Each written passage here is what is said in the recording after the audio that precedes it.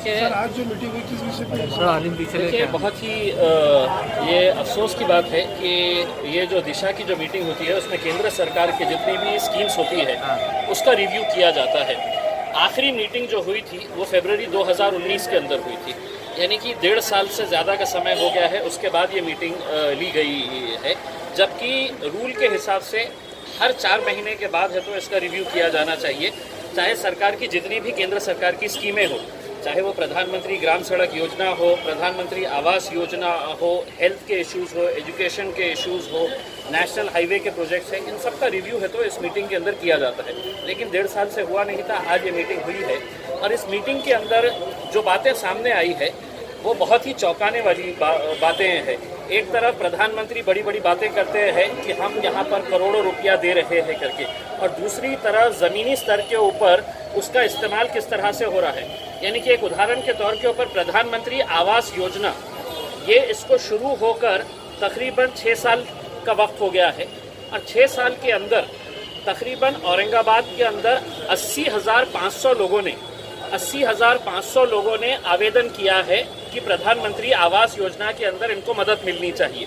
इसका पैसा आकर पड़ा हुआ है, लेकिन इतने सालों के अंदर महज 30 लोगों को, सिर्फ 30 लोगों को, यानी कि मांगने वाले जो थे जिन्होंने आवेदन किया है वो 80,500 लोग ने कहा है कि हम गरीब हैं, हमें प्रधानमंत्री आवास योजना के तहत हमको पैसा दिया जाए करके। इसकी 4 कैटेगरी है, वो 4 कैटेगरी के अंदर से सिर्फ एक कैटेगरी के अंदर अभी तक 30 लोगों को ये फाइनल दिया गया है।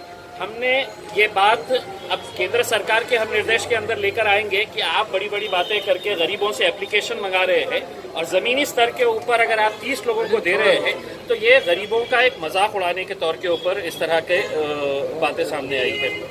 दूसरी ये है कि जो प्रधानमंत्री ग्राम सड़क योजना हो, नेशनल हाईवे हो या मुख्यमंत्री ग्राम सड़क योजना हो, ये रोड के ऊपर करोड़ों रुपए खर्च किए जा रहे हैं, लेकिन वो रोड की क्वालिटी का स्तर अगर हम देखेंगे तो बहुत ही ख़राब है।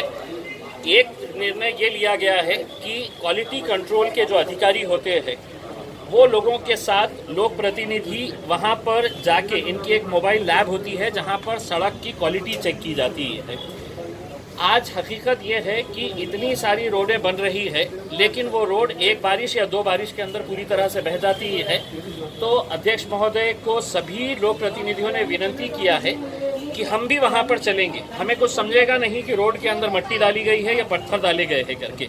जो एक्सपर्ट्स हैं रोड के काम के अंदर, वो लोगों को वहाँ पर ले जाकर उनकी जो लैब होती है जो क्वालिटी चेक करती है, वो क्वालिटी चेक करने का काम उन्होंने आश्वासन दिया है कि मैं एक डेट दूंगा, उस डेट के में वहाँ पर जाकर इसका काम किया जाएगा। औरंगाबाद से शिरडी जाने का जो रास्ता है वो बहुत बुरी खस्ता हालत के अंदर है। वहाँ पे 14 किलोमीटर का टेंडर हो चुका है तकरीबन 2 महीने, लेकिन वो काम शुरू नहीं हुआ है।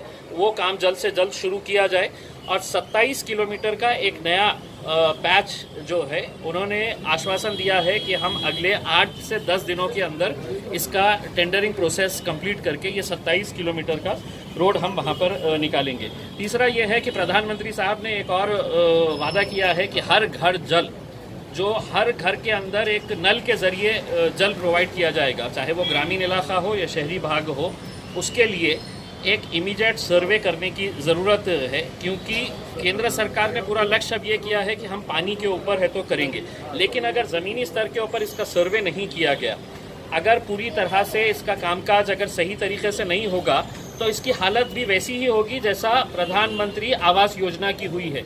यानी कि 80,000 लोगों ने कहा है कि हमको घर चाहिए और इन्होंने अभी तक 6 साल के अंदर दिए हैं, महज 30 लोगों को ये किया है।